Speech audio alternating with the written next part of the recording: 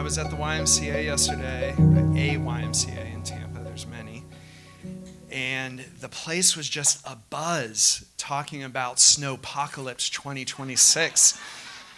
Just, yeah, it starts right. It was our own Tampa plague, and that's what we're talking about today. So, yeah, it was. I don't know that I have many thoughts on it yet. I'm just observing, just watching. It's interesting, so getting used to it. All right, here's what we're going to do today. We have a lot of ground to cover. As you probably know, in the Exodus story, there are 10 plagues that eventually come on the empire of Egypt. We're going to cover 9 of those plagues this morning. Exodus 7:14 through 10:20, which I'm now going to read in its entirety. Just kidding. I'm not going to do that. Yeah, right. That's a different kind of plague. But we are going to summarize some things, and we're going to notice some major themes together this morning. First of all, the nature of empire. This is the empire of Egypt, but this is a major theme throughout really the whole of Scripture, really from Genesis to Revelation, so we want to make some comments about that. The escalation of God's judgment in the plagues against this particular empire, Egypt, and this empire's ruler, Pharaoh. The intensification of that ruler, Pharaoh, the hardening of his heart, the intensification of that hardening, which is connected to that escalating judgment. Those two things are working together to some tragic consequences. And the intensification of God's revelation in the midst of all of this, of his true name and nature, which has been a theme throughout our whole study. And then I really want to draw attention at the end of our study today to the intentionality of God forming his own people.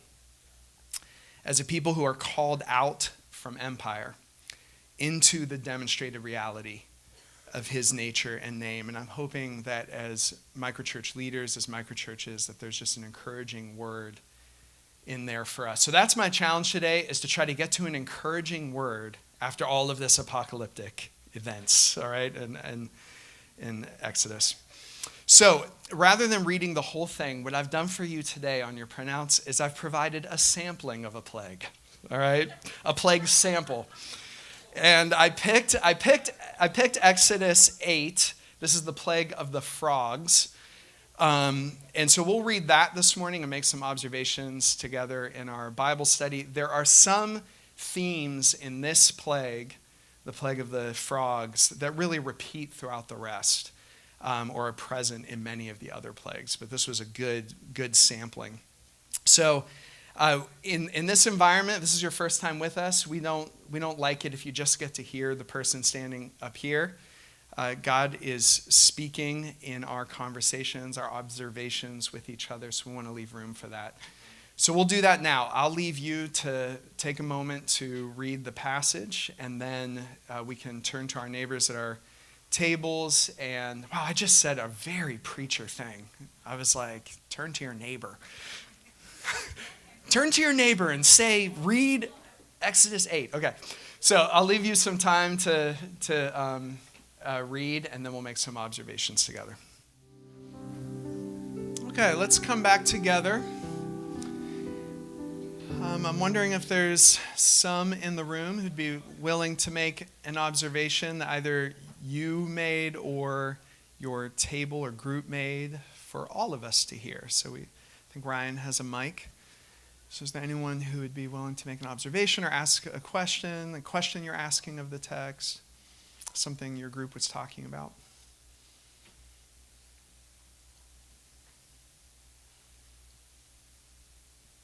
Do we have someone over here? Were you raising? No. Sorry. That's the worst thing, is when you think someone's raising their hand. Sorry. Here's someone over here.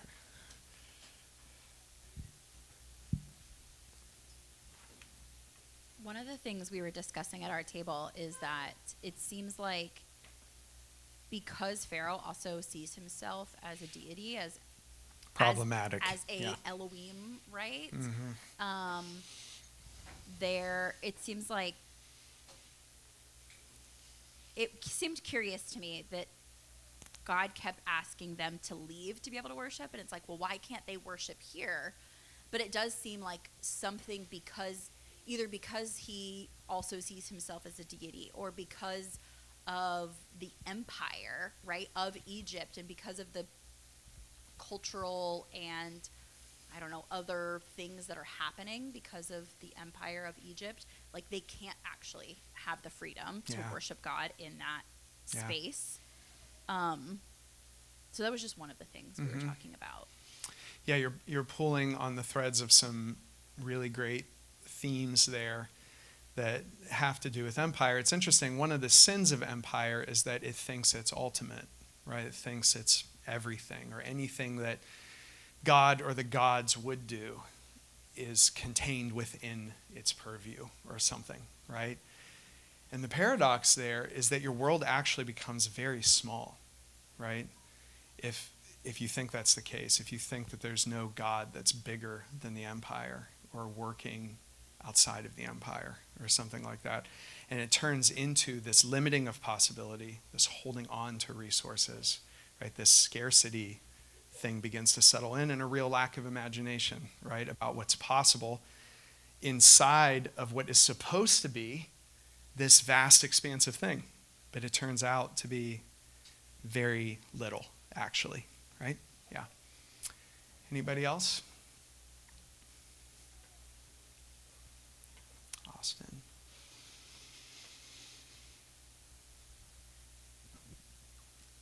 I thought it was interesting that he leaves an honor for Pharaoh. Like, I leave you the honor to pick when I pray for you. I love that line in this plague, yeah. Right. That's all. Yeah. Interesting. There is some really interesting rhetorical stuff happening between, Moses and Aaron and Pharaoh here, and we can probably use our imagination some with that, kind of rhetorical back and forth. But what that makes me think of is a really interesting study that is far bigger than what we'll be able to do in a time like this, is just to notice all of the different ways that God's people, that leaders who have an anointing from God to do something in the face of empire, the vast number of strategies that they employ. It's not like there's just like one way to do this. The Bible's account is a story of leaders anointed by God who have a strategy that comes from God, that it can include all these different things, including rhetorical strategies, and there's just so much happening. Moses has a way he's doing it right here. And so it's good to notice that stuff. Maybe one more comment.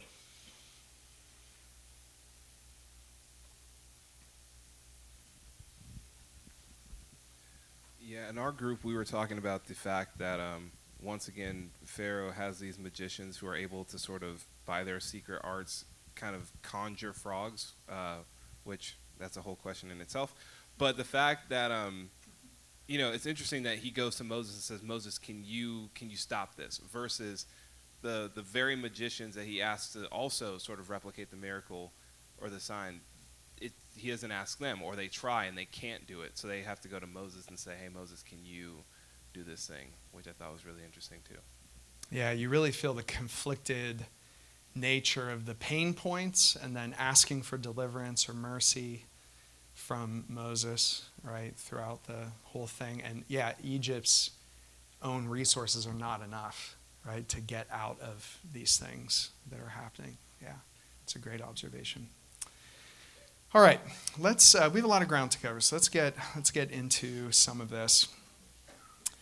First of all, just some observations about empire that are true about this one, Egypt, but are true of other empires in Scripture and really throughout history, even empires or empire-like systems that might exist today.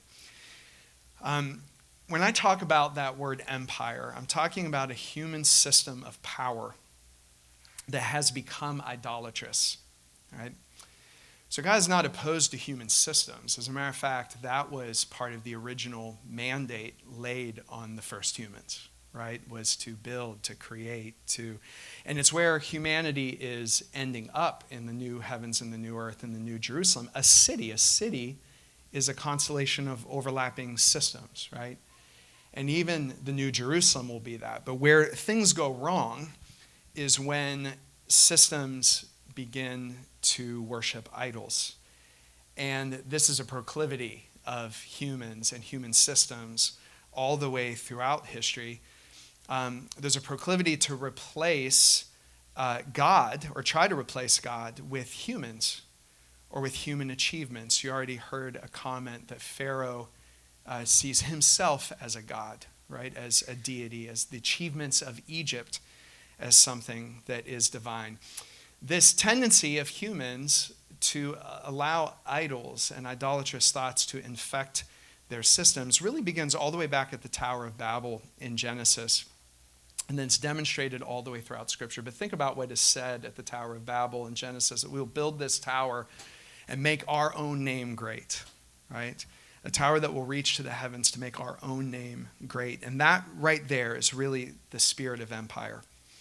But once that spirit is at work in human systems, it takes on some characteristics that really are unsurprising, that show up again and again in human history. The glorification of people and their achievements, I already said that, which leads to the misuse of power, the disobedient stewarding of power that's been given, and that leads to other things, the mistreatment of the creation, the oppression of the poor, ultimately the death of the weak and the vulnerable. And Scripture's teaching is ultimately that idols are demonically empowered, that behind them is an energy, a power at work that comes from demons, right? And this is really like a whole study that you could do in the Old and the New Testaments, and really in the ancient history of empires in the world. But it's interesting, even the like pantheon of deities that show up by different names and have different structures and different empires often kind of fall into these three categories. There's like the deities or the idols of power that are supporting the empire, that are giving the empire some kind of false moral right to exercise its power against the weak. It's interesting, a lot of those deities often take on a sexual nature as well, because sex, which is supposed to be this self-giving, right, to another person, this act of humbling oneself and giving oneself, in its perverted form in empire, it becomes a tool of oppression and domination and power.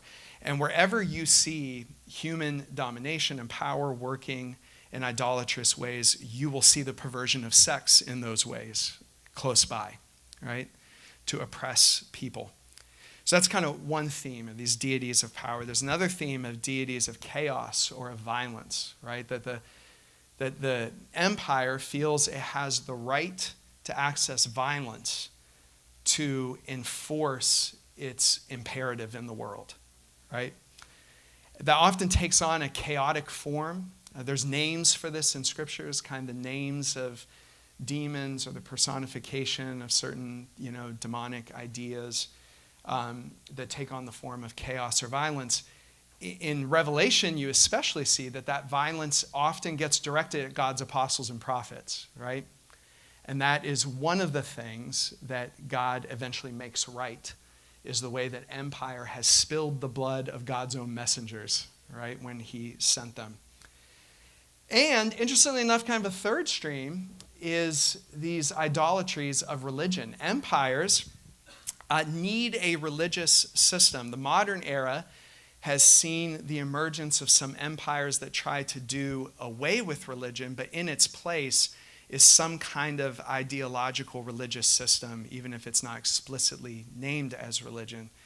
But empires need some kind of religious system because what they're doing is so heinous on the surface, like it would turn the stomachs of most people, that it really needs prophets, particularly false prophets, that will say that this is right, that will call wrong things right, and therefore ease the conscience, right, of those who are in power in empire, that begin to dull the voice, right, that Paul says in Romans 1 is still left in us. Even if we don't know the one true God of heaven and earth, there's still his law is written on our hearts, right? It says in Romans.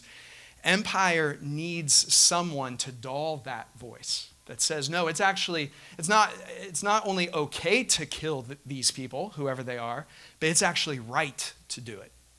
It's actually moral to exercise violence against these people. And so in every empire, there's these religious systems that rise up. And of course, in Pharaoh, all of this is coming together in ancient Egypt. In him and what he represents, in Egypt itself, it is the height of rebellion against God and his created order. I also want to note, though, that because empires are made up of people who are created in God's image, there is this paradox that empires themselves also produce things like beauty, like incredible human achievements that we still celebrate today.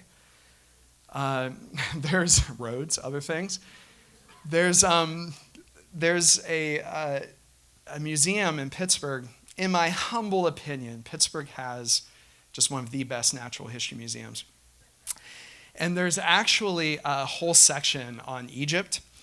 And there's this other section called the Hall of Architecture, where essentially they made these giant cast molds of sculptures and even whole buildings that are present in places like Europe and the Middle East.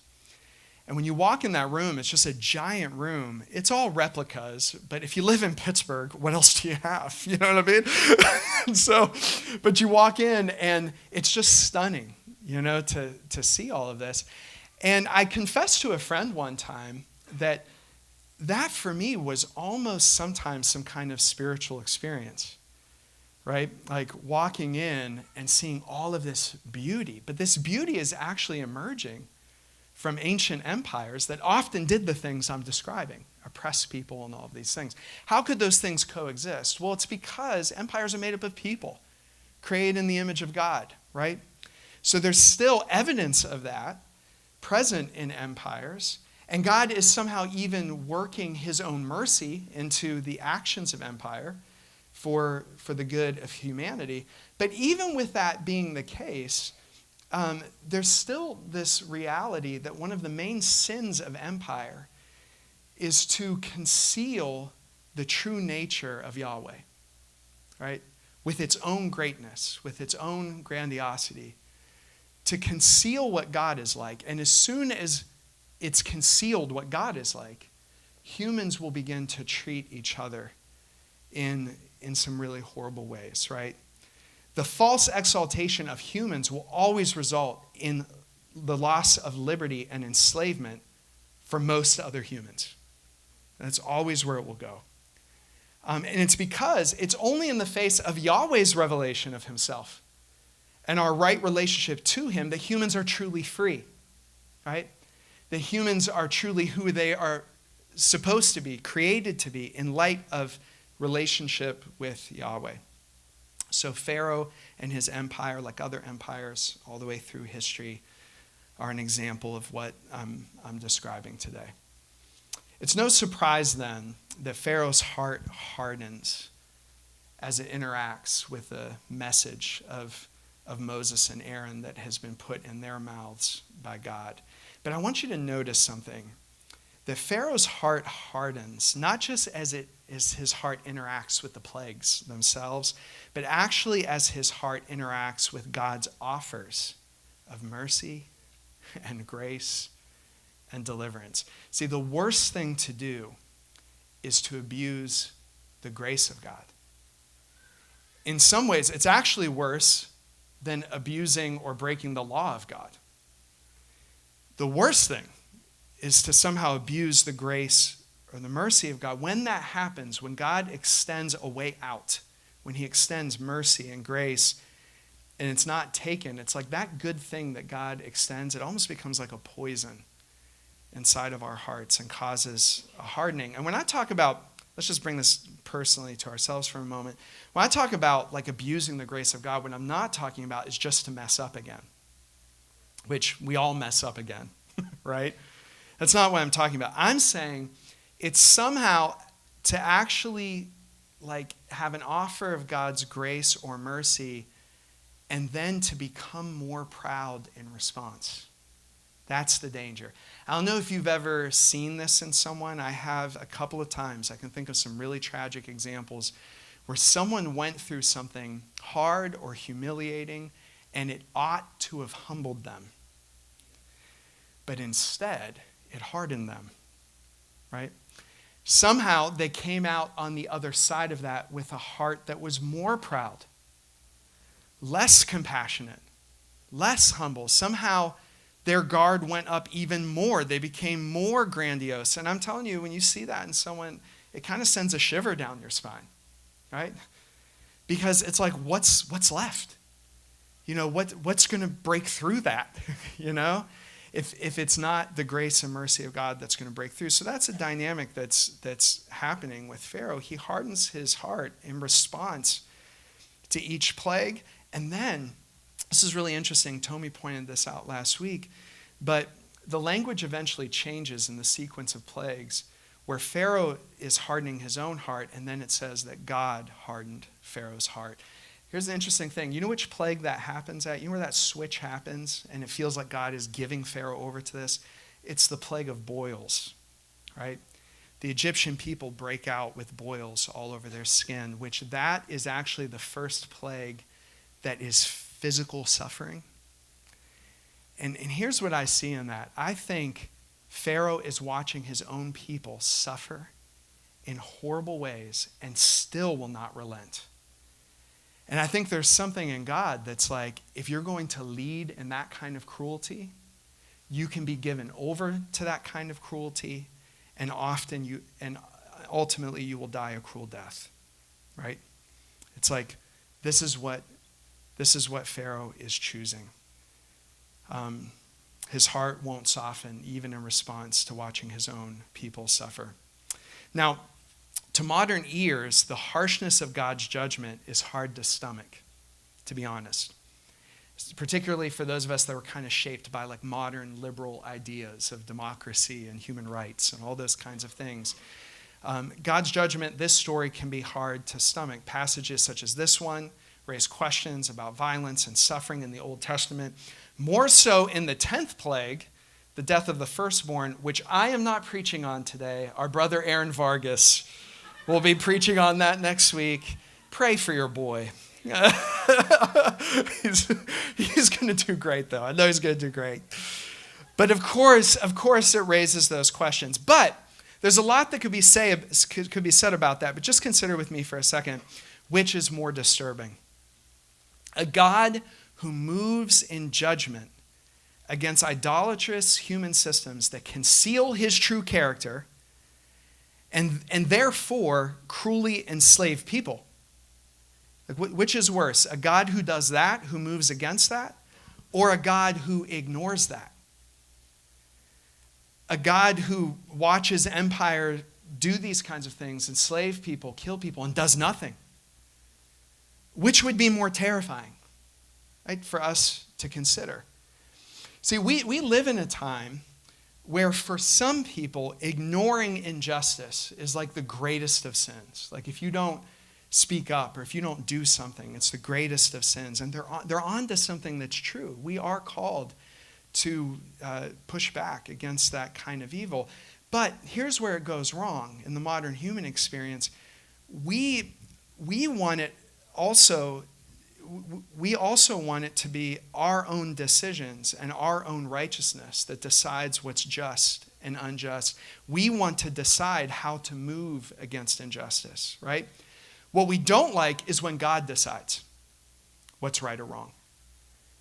What we don't like is when God decides how to deal with injustice. Then somehow that can feel unjust to us.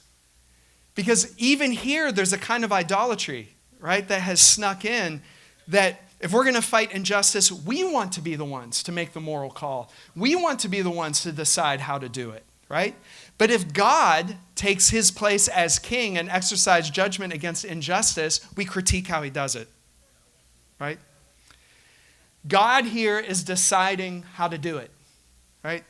He is deciding how to deal with this empire. It can be a hard pill to swallow, even harder for Egypt, but hard for modern ears, right? So these plagues in succession, blood, frogs, gnats, flies, the killing of livestock, boils, hail, locusts, darkness, and then the death of the firstborn, have multiple purposes in God's dealing with Egypt, and they are not random. Consider this. First of all, God's judgments in these plagues force Egypt to face the ugly reality of evil. Because remember, one thing empire loves to do is to call evil things good. So just consider like turning the river to blood, which is the first plague. Do you remember what Egypt had earlier done? They had killed the Hebrew children. See, what God is doing is he's making explicit what had actually happened. And it's that blood was all over the land. Blood was all over the empire in Egypt. But it was always sanitized. It was always cleaned up. It was always like put away. Empire likes to hide its worst acts so we don't have to look at it. God turns the water to blood so that they have to see the horror of it, right? How horrible this is that these babies were killed. Or even consider the 9th plague, the plague of darkness. Egypt, like many empires, thought of itself to be at the height of intellectual achievement and moral framing. But now it is cloaked in darkness. It cannot see. See, the plagues have this characteristic of revealing what is actually true, so that Pharaoh and Egypt have to look at it and can't avoid the evil, the problem, right? Second, there's a theme in the plagues as they play out that God's judgments are signifying the unraveling of his creation at his own will. There's language in the plagues in Exodus that actually is very similar to the language of the creation story in Genesis. So consider frogs. Frogs are animals which are on both land and sea, right? Or land and water, I guess, ponds, whatever, rivers.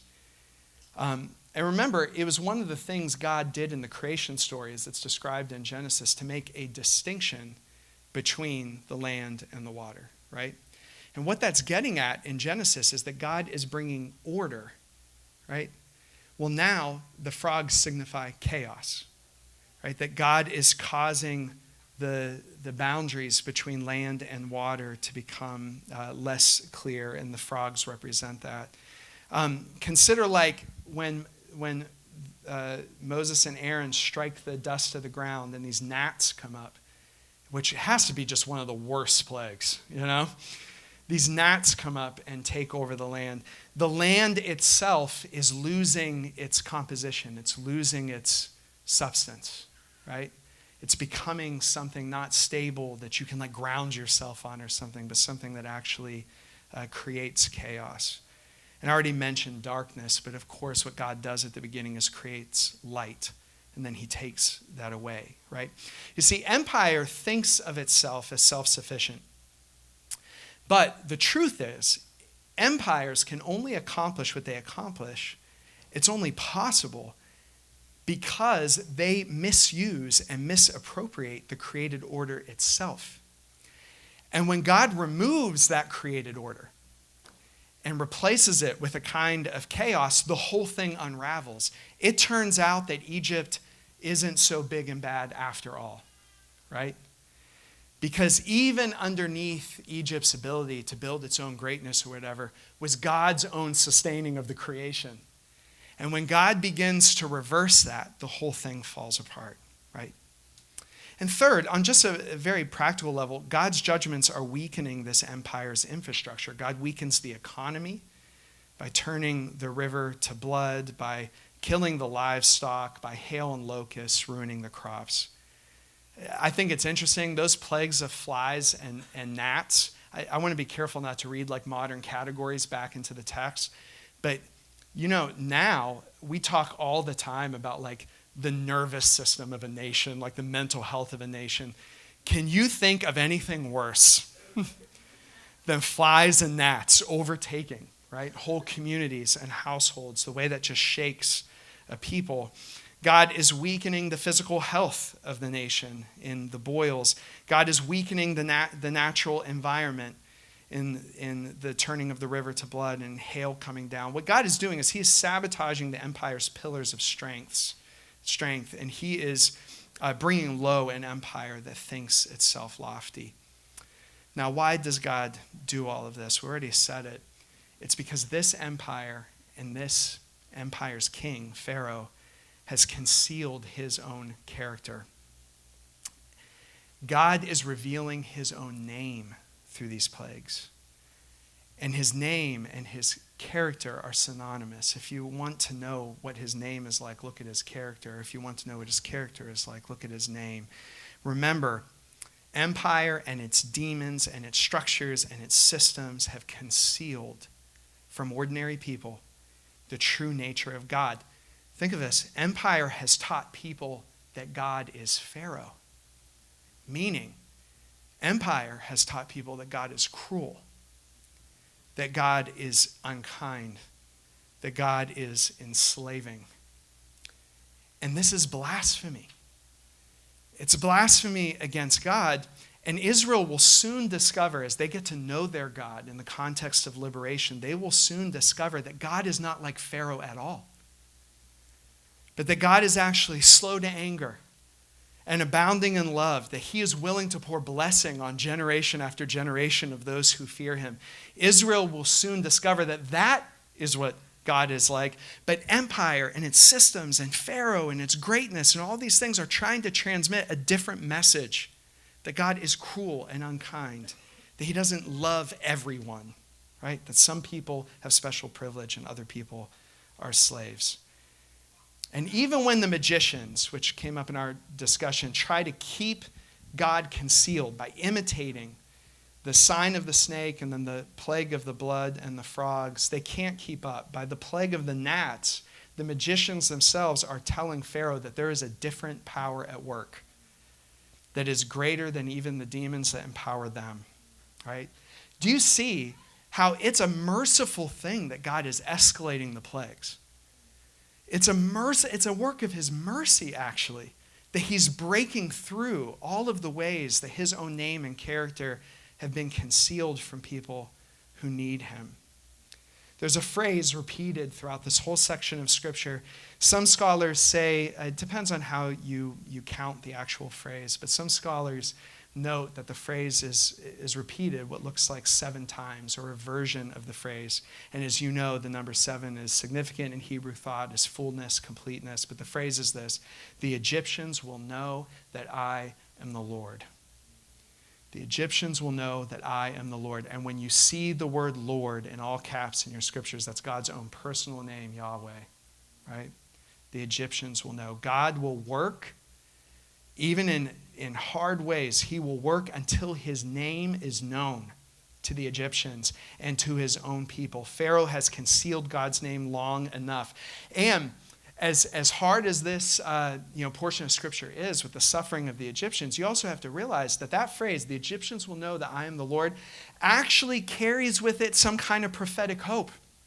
Remember, Isaiah later on prophesies that even the Egyptians will know the one true God, right?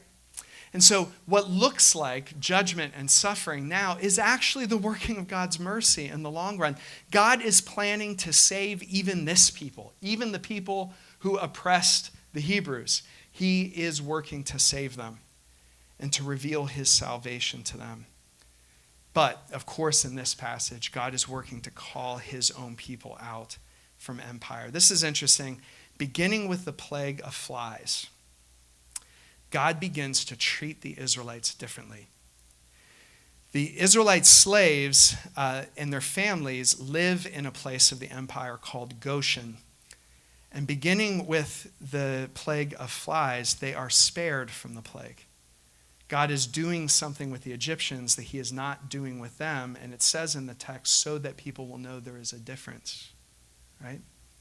So just imagine that with me. In Egypt, there's a neighborhood, a community of people. Imagine all that entails, a culture, songs, art.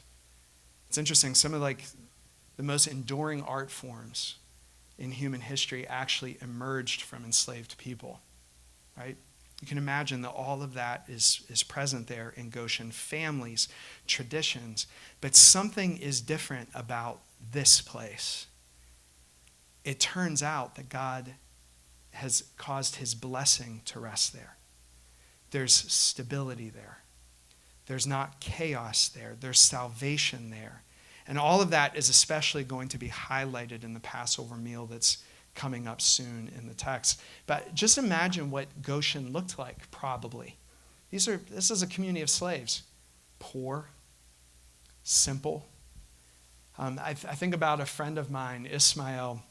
I went to go visit him in Mexico, in Monterrey, Mexico, and his mom has a church in a slum on the outskirts of the city. And we went to go visit her and to see the work that she's doing and the leadership that she's giving there. And if you would walk around that place, it's just some of the poorest people, on the earth, oppressed people, hurting people. But there is a sense of God's presence there. And I know many of you have had that experience as well. That's what Goshen is like. It's like God is doing something different with these people than he's doing with the Egyptians. And I love what scriptures say by the 9th plague, which is the plague of darkness. It says, "So Moses stretched out his hand toward the sky, and total darkness covered all of Egypt for 3 days. No one could see anyone else or move about for 3 days." But listen to this. "Yet all the Israelites had light in the places where they lived." I love this picture of light shining on poor, ramshackle Goshen. The place where God's light shines now is not at the center of empire. It's not Pharaoh's courts. Pharaoh, part of that kind of, prideful claim is that Pharaoh has some kind of special revelation, right, about God and the order of the creation and all of that. But it turns out light is not in Pharaoh's court. It's dark in Pharaoh's court. Light is in Goshen. That's so powerful. Think of it. Even if empire calls a person a slave, God's blessing can rest on you. You can actually be a source of revelation to the empire. The Egyptians would have been surprised to see that it was the slave neighborhood that was actually the place that had Yahweh's revelation. Friends, the same is true today. Empires have existed throughout human history and always will until God deals with them finally. If you want to read about that, you can look forward to Revelation 18, where God pronounces final judgment on Babylon the Great. But in the meantime, there are seasons where God's judgments are at work in the midst of empire. And those judgments, like these plagues befalling Egypt, often look like the shaking and the weakening of empire. It's disconcerting to see. If the plagues make us uncomfortable, they ought to. If the shaking of empires today makes us uncomfortable, it ought to make us uncomfortable, right?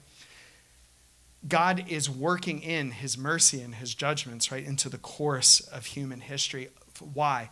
To reveal his name to ordinary people, right? So that he can be with his people again. Now, word to the wise, in seasons where God is somehow shaking empire, or judgments are at work against empire, he's working sovereignly to weaken empire, we ought to remember as the people of God to not marry ourselves to empire.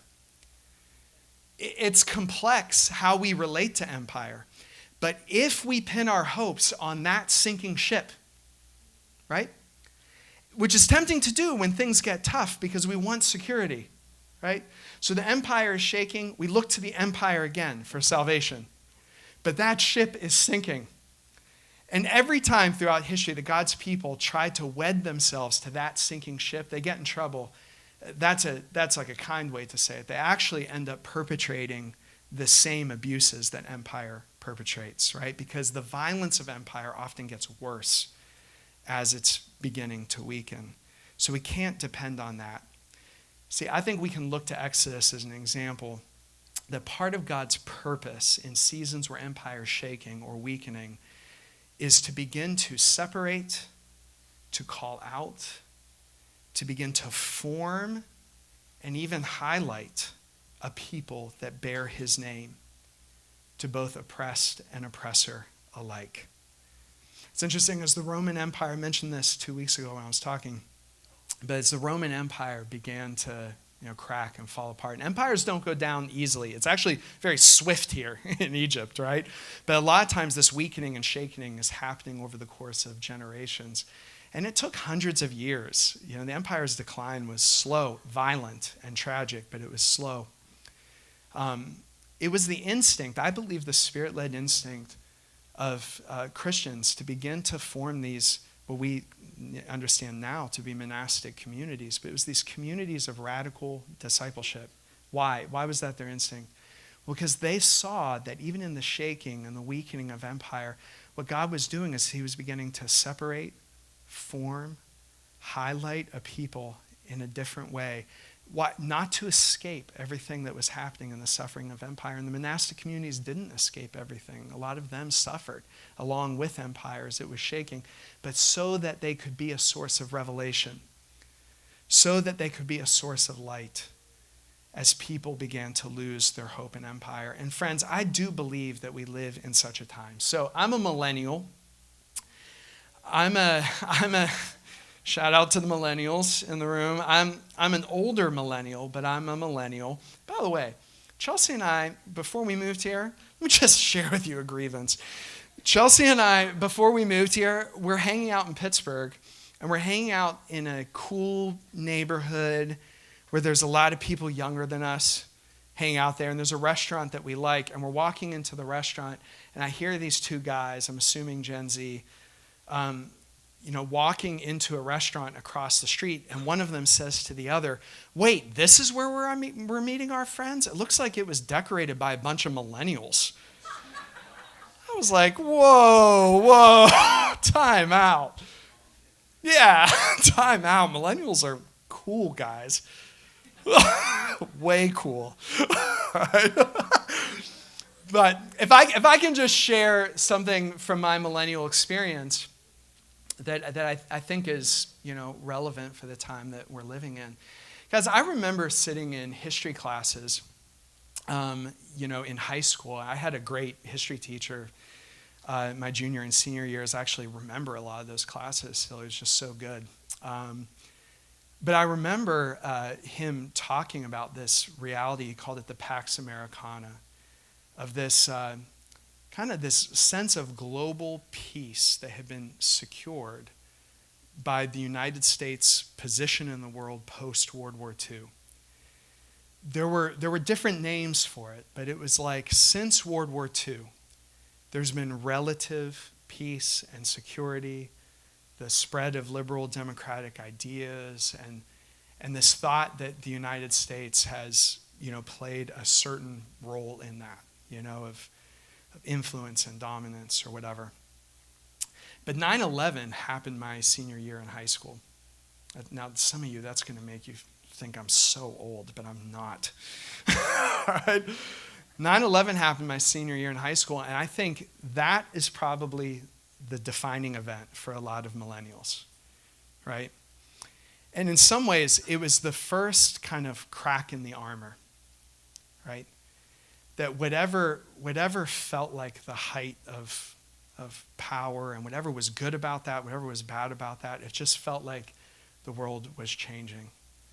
It felt like we couldn't depend on what we had depended on before, right? That something was happening.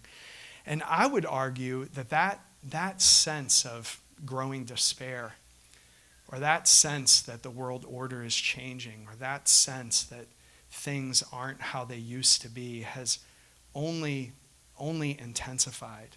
I think Gen Z has its own experiences with the pandemic, but I think generations that come after this are going to have their own experience with this same kind of feeling that the world is changing, and it's harder and harder to know what we can depend on. There's a lot of people writing and talking about this right now, but the post-World War II global order is changing before our eyes.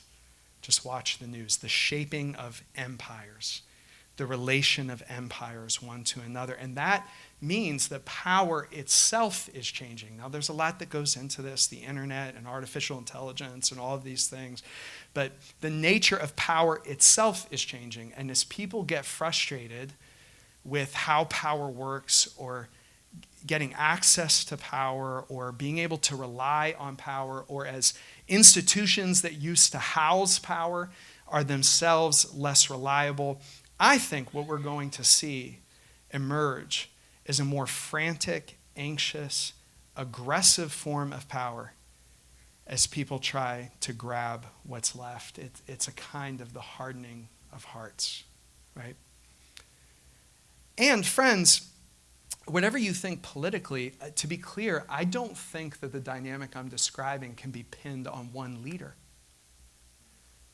I think to pin it on one leader is to miss what Scripture teaches about the spirit of empire. There might be a leader or certain leaders that personify some of the things that I'm talking about, but when he or she is gone, another one will rise up in its place, right? And it's because there's a spirit behind it, right? Working even cross-generationally. So in times like these, and a musician can come forward, thank you. In times like these, what does God do? I think there's direct application from what we see in Exodus to the times we're living in now. In times like these, when empire is shaking, when the global order is changing, when how we understand power and what is reliable and what is not reliable is changing, what does God do? What might we expect God to do? Well, he begins to meet with his people or form his people or separate his people in Goshen. He begins to call us out, to form us in faithfulness, so that even as the empires shake, even as the world changes, so that we can be a revelation of Yahweh in the midst of empire. And what we have, your microchurch, your ministry, the way that you serve, it might look simple. It might look poor. I promise you, whatever Goshen was, it was not something on the surface to be admired. It may look simple and poor, but that simple, poor, weak thing is somehow a source of revelation when empire is cracking. So in these perilous times, and I do think they are that, I don't want you to underestimate what you are doing, what your microchurch is doing around tables and in living rooms and in parks and jails and schools. This is always what God has done in times like these. He begins to work in Goshen. You know what I wish? I was thinking about this. I wish that somehow we could put epic music behind the things that you do. I don't know if that would be good for your ego or not, but I wish we could do it somehow. You know what I mean? Like that could be part of what the underground provides, is like epic music playing in your ear, when you begin to serve a meal, or you pray for someone, because it's always like that in the movies. You know what I mean? Like when the little ragtag group is about to go up against empire, they often, it's funny, our storytellers highlight this same dynamic that's in Exodus all the time. They often have a meal together. They often have some conversations together. There's often words of love exchanged from one to another. But there's always epic music, in the movies. So it signals to us that something really important is happening right here, right? We don't have that in real life. We watch, social media and the news feeds. We see the reordering of the nations, the reordering of power. And I think the temptation is to think that what we're doing is insignificant or not that important or disconnected somehow. But I just don't think that's how God sees it. It's quite the opposite. It's because empire is always posturing as grand and big and total. Even just in its existence, it sometimes lies to us and says that what we do is insignificant. One thing that keeps me going, I don't know about you, and I think I've already said this since I've been here, but one of the things that keeps me going in hard times or scary times is if I can connect the simple thing I'm doing to God's grand story. You know, if I can see how epic it actually is, it'll keep me going through hard times or even just mundane seasons. It'll keep me going, you know, in faithfulness. I love, and this is coming up in the story, so I'm not going to steal the thunder from other preachers, but I love that kind of the first official act of these Hebrew slaves in Goshen isn't a protest. It's certainly not a war or an armed rebellion. And this is key. I think we got to remember this. It's certainly not a new empire, right? That's not the strategy. That's not the plan. You know what it is? Kind of the first act of resistance that Moses commands them as empire is shaking. It's a meal. Call it Passover.